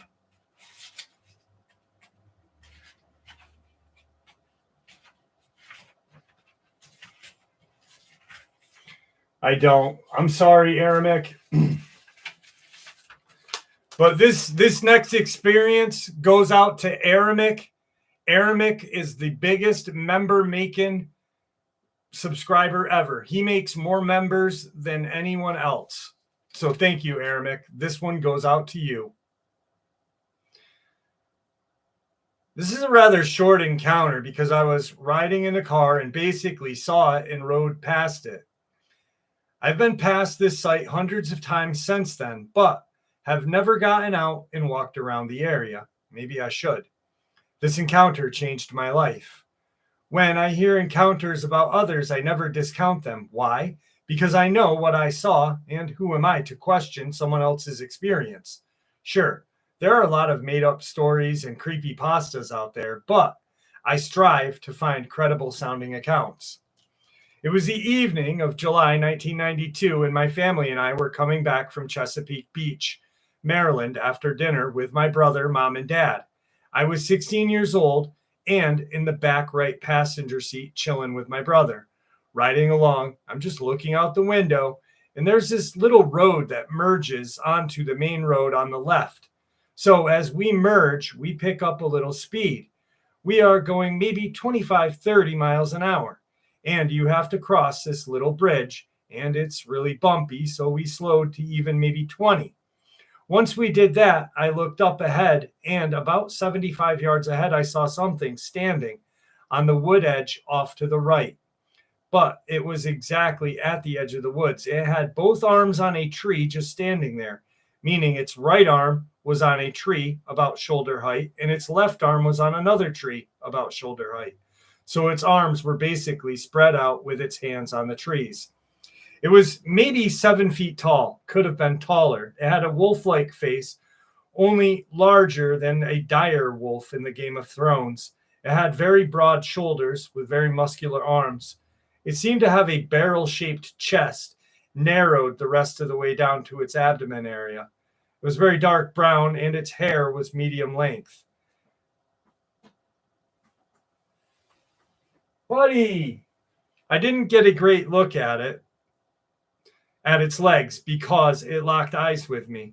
James Moses, thank you. I knew I saw it, and it saw me. I saw it a good distance up ahead and was like, what the hell is that standing in the wood line? As soon as I said that to myself, I locked eyes with it. I saw it for a good 10, 15 seconds because of how far ahead I first noticed it moving around and how slow we were traveling. Its eyes followed mine the entire time. I took my breath when I first realized that it was looking right at me and thought, oh my God, that thing is ugly. It had very pointy features. It did not look like a Bigfoot, but an actual werewolf. A lot of people call them dogmen, but I am more inclined to say actual wolf man. I said out loud to my family, did you guys see that thing? Obviously, they were like, see what? Another thing, this is in southern Maryland, where there are no bear or any other large animals. But I asked my family over and over if they saw it, and they started getting annoyed with me. I've told people over the years, but I was only ridiculed and teased, so I stopped. That's my experience. This occurred in Calvert County, Maryland. My family still doesn't believe me either, and most other people think I'm crazy or lying, so I rarely do tell anyone about it. Glenn, what's going on? Happy Halloween.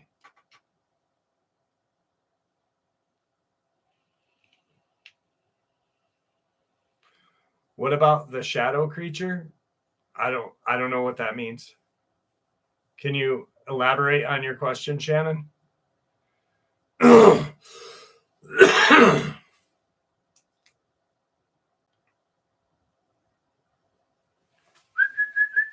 here, buddy. Come here. Oh, buddy. He's not coming. He wants whatever's in that wall.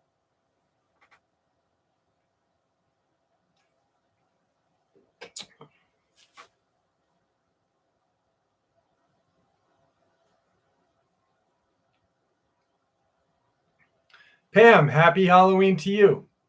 So glad that you're here with us.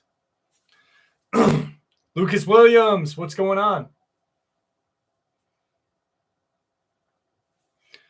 So I think next year, oh, my hair looked weird. I think next year, I was thinking about doing some different things with the channel, with the live stream. I think maybe Saturday nights we'll start, not soon, not now, but next year in January. I was thinking about starting the live streams at 11, and Jiran Roan, Uncle Funk. Thank you so much, my friend. I'm just gonna call you JR, the Uncle Funk. Dad was alive. He made me aware of such things you talk about. Peace and blessings to you, brother. Peace and blessings. So I think that's what we'll do. Starting in January, the live stream, instead of starting at midnight, we'll start at 11 and go to about 2:30 like normal. But that gives us some more time. I just think that'll be good. Yeah. No, I'm burning myself out, Josie. I'm literally burning myself out. I'm so tired lately. But I think like next year we'll just do the live. I was thinking about maybe just not, I don't know. I got to weigh some options out. I think when I hit 100,000, I'm going to cut down to maybe 2 videos a day, every day, but still do the live stream. Dude, that thing sounds like it's going to come through my wall. Tigger, you get that motherfucker if it does. You kill it. No, not 10 to midnight. No, it starts at midnight. So I'm starting at 11. I didn't say 10.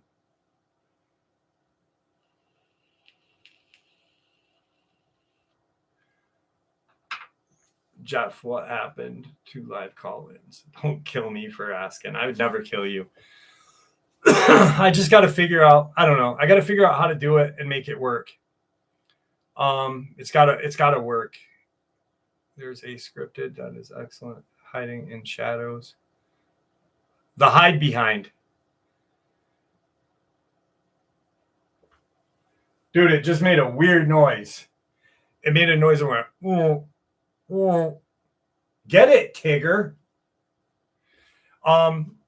So hide behind Shannon is what I think you're talking about. It's like a black creature, like a shadow-like creature. Steph talks about them. Or there's another name for them. Look, I forget the name. But Libra, about the call-ins. Maybe in January, I'll figure out a way of doing that. See, with call-ins, it would take up so much time to do them, you know, because I'd literally have to hang up on people because people would want to stay on the phone. And I don't want to hang up on people. You know what I mean? Because not everybody can be like nice, you know? Get that wall squirrel. Yeah, I could put them on a timer, but still, it would like, there wouldn't be any experiences being shared. You know what I mean?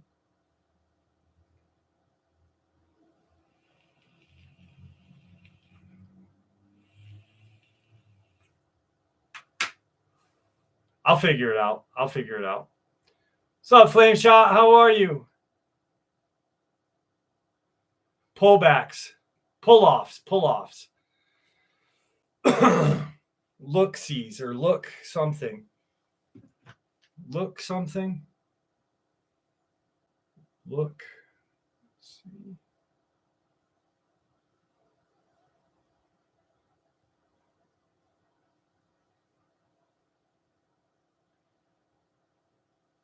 Creatures that hide behind trees that you cannot see their shape, usually shadow-like. Hide behinds, pull-offs. Steph calls them pull-offs. I call them hide behinds. Yeah, they're creepy as hell.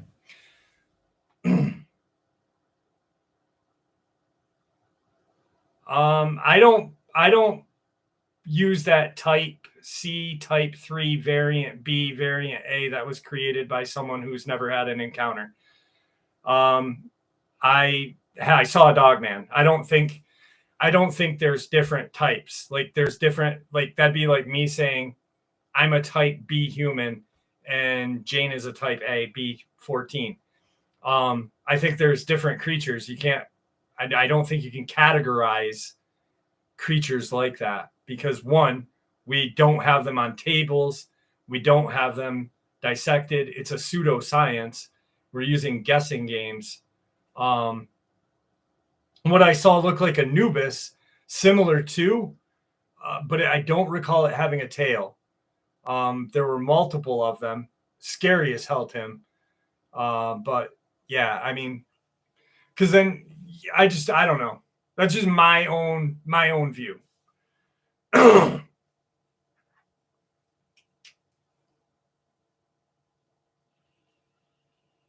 Yeah, that's his deal, you know. He's an entertainer. I'm a researcher. No, I haven't seen her, Libra. I haven't seen her. She called me stupid. Oh man. But I mean, I agree. There are ones that look different, right? But you can't classify something, and that's just my own opinion. Everyone's entitled to their own opinion. You just can't, in my eyes, how do you classify something by a look? You know, there'd have to be 18 or 20 different experiences with that creature that looks just like that creature. You know what I mean? You can't have just like, it's fucking growling now. It's in my wall growling. It doesn't like what I'm saying. But like, so a guy sees a Dogman that has a stubby tail and long ears. Is that a different type? Maybe, but you'd have to have more encounters of that one to say, hey, that's a type.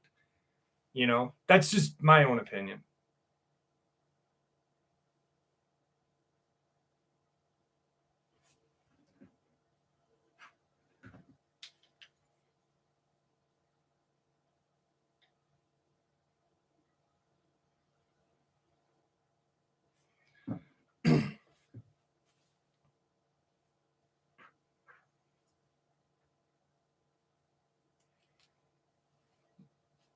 I honestly wouldn't know. I don't watch other channels. I know he's got a great following, and I don't got anything negative to say about him. I think he's an amazing entertainer. Poppy from Holland. How are you? I'm Poppy. Poppy's so hot. But, you know, but a long time ago, I used to hear something entertaining that I regret ever saying.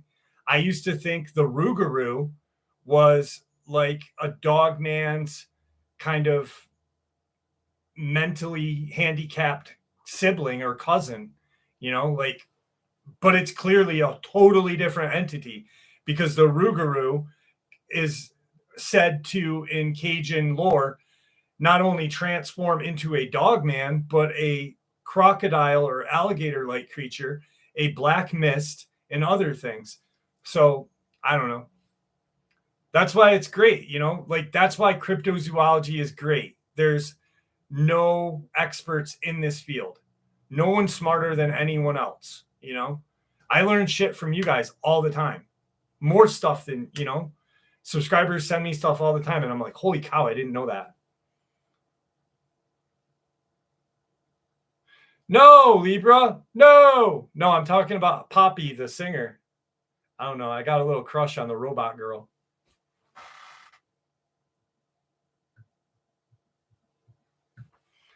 I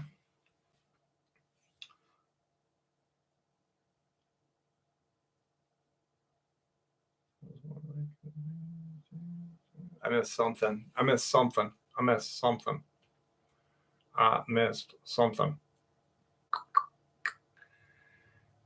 Caden is scratching my boob. Oh my goodness. I'm just kidding, Libra. I breed cows and sheep, and genetic traits can produce horns versus no horns. Number of horns can vary in size. Da da da. Appears acceptable within the standards of livestock I breed. Supernatural. Shari, stop that. Stop it now. Do all cryptids smell like death? No. It's just like it's some, like you hear experiences where a guy will say, I saw a Bigfoot, but I don't remember smelling a bad smell.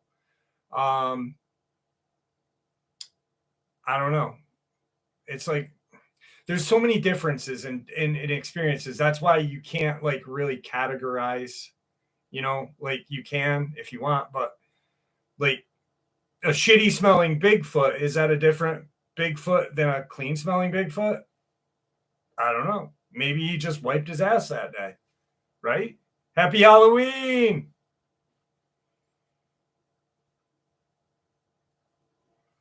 Well, thank you, Caden. Appreciate you. You're just jealous. Getting off work. Love tonight. George, thank you. I'm glad that you're here with us, buddy.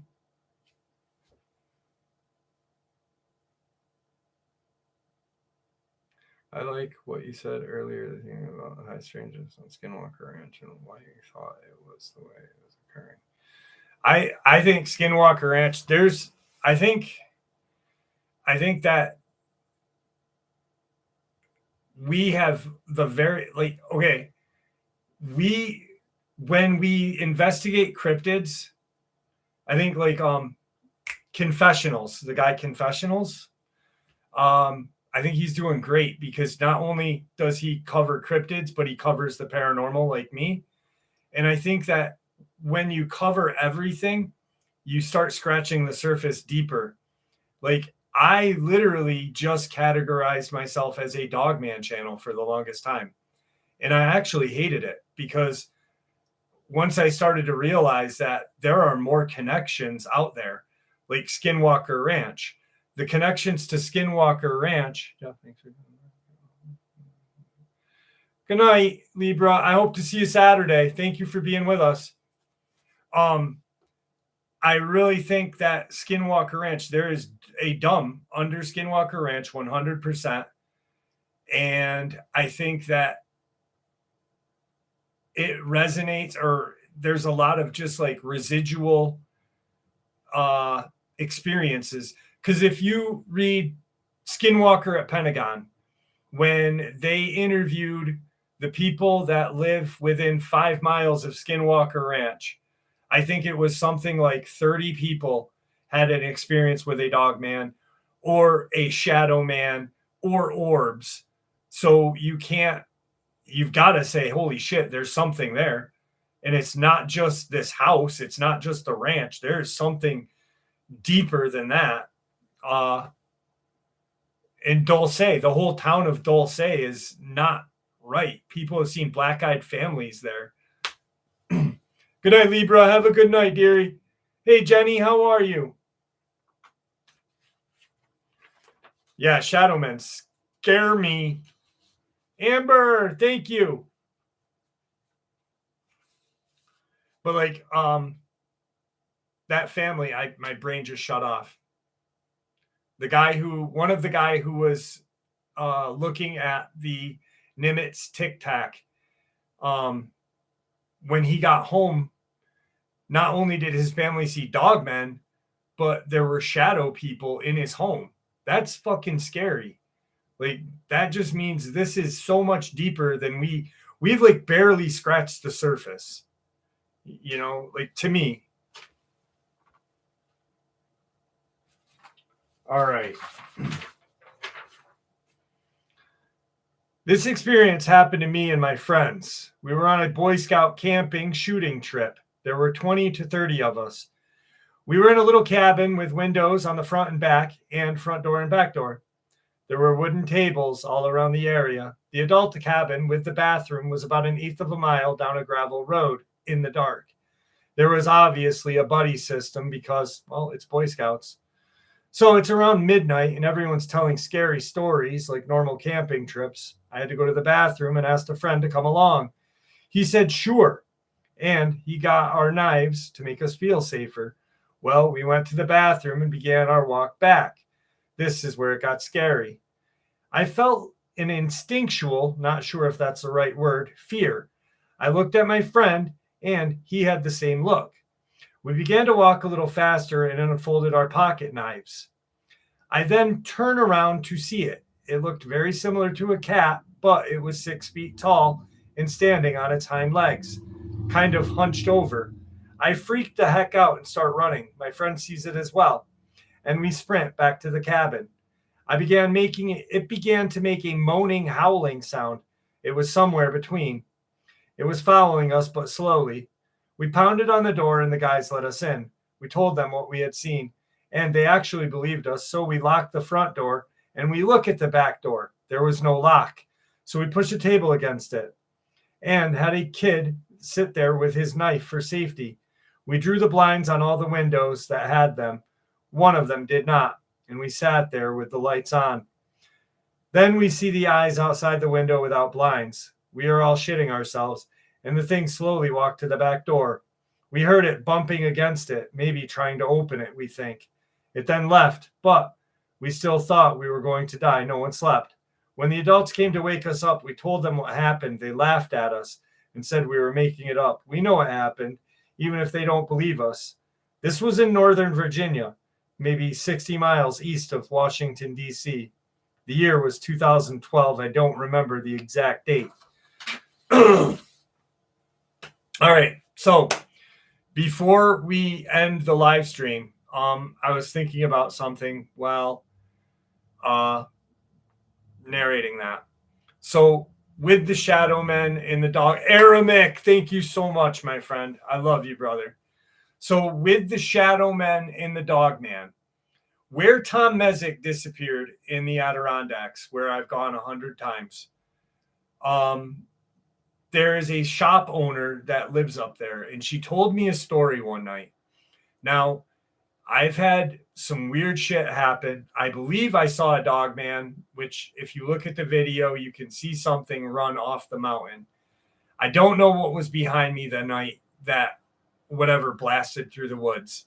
The metallic sound that I caught, very strange. But you've got a missing person, cryptids, and this metallic sound. Here's where things get creepier. The lady who owns the one shop in Horicon, New York, Brant Lake, told me that one day she was walking with her 2 kids and her husband. This was before Tom Mezek disappeared. So like 2013. They're walking down the fire road, Lily Pond Road, and she can see the parking area. What she sees is this black shadow-like man. It did have a face. Its face was pale, but he was walking through the woods. Now, the family's walking this way. This thing walks out of the woods, not making a sound, hits the road, not making a sound, and goes into the woods on the other side. She said what she remembers the most, besides being creeped out and her and her husband leading the kids back, was that the thing was only maybe 1 to 2 inches off the ground. So its feet were not touching the ground. It was just gliding. So you have that, you have cryptids, you have a disappearance that has never been solved, and a metallic noise, probably a portal. You right there, you have just in one spot. Then you have Skinwalker Ranch that has a million more things going on there than this one area in upstate New York. But if that's like, imagine all of these spots throughout the United States, throughout the world, that have these kind of supernatural powers to them or supernatural energy. Can anyone like even tell me what that guy was? No, because it's all connected, obviously, but what the hell is going on? Is it alien? Is it demon? It's something far worse, obviously. Interdimensional? No one knows. I don't know. I think what's going on is interdimensional shit is coming over and possibly messing with us because whatever happened in their dimension is ruined. And now they want to come here and ruin us. Yes, it was definitely not the Mothman. All right, guys. Happy Halloween. I want to thank you all for spending time with me tonight.